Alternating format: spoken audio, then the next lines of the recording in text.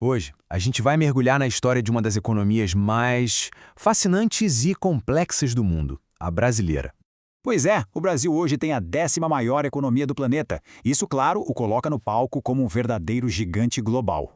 Mas essa história, olha, é um paradoxo e tanto. É uma mistura, sabe? De um potencial imenso, de oportunidades incríveis, mas que ao mesmo tempo convivem com desafios que, nossa, parecem não ter fim. Então, vamos entender isso melhor. O que faz o motor dessa economia gigante funcionar, afinal? Olha só esse gráfico. A gente vê que, como em muitas economias modernas, a maior parte do PIB vem do setor de serviços, mais de 70%. Mas o que chama a atenção aqui, o que é bem interessante, é a força dos outros setores. E por falar em força, não dá para não falar do agronegócio. O Brasil é uma superpotência, sem exagero. É o maior produtor mundial de café, soja, cana-de-açúcar e o principal exportador de carne de frango e bovina. Basicamente, ajuda a alimentar o mundo. E não para por aí. A indústria também é super diversificada. Pensa só, vai desde carros, aço, petroquímicos, até chegar na aviação. A Embraer, por exemplo, é a 3ª maior fabricante de aviões do mundo.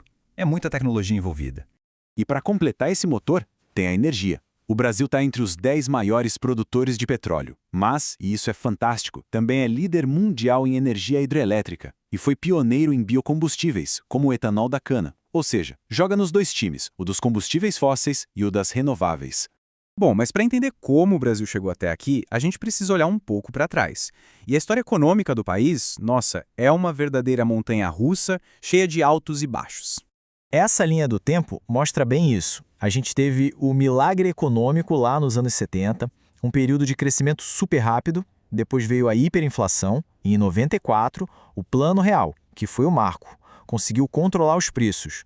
Aí nos anos 2000 veio o boom das commodities, que trouxe muita prosperidade. Mas em 2014, o país entrou numa recessão bem forte. São esses ciclos, sabe, de expansão e crise que marcam a economia brasileira. E é justamente essa história que nos leva a um ponto central, as contradições da economia brasileira.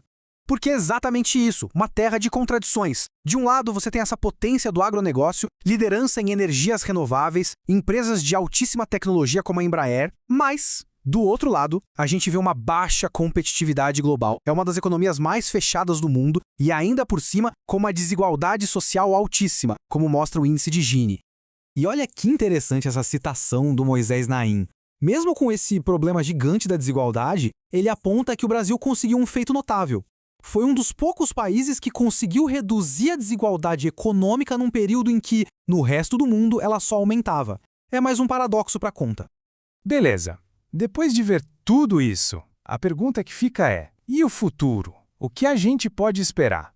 Olha, existe uma projeção bem famosa do Goldman Sachs, que diz que o Brasil tem potencial para se tornar a 4ª maior economia do mundo até 2050. 4ª maior. É um potencial gigantesco.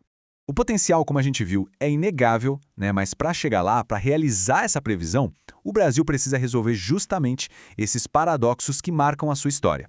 A grande questão é: será que o país vai conseguir superar essas contradições e finalmente ocupar o seu lugar como a potência do futuro?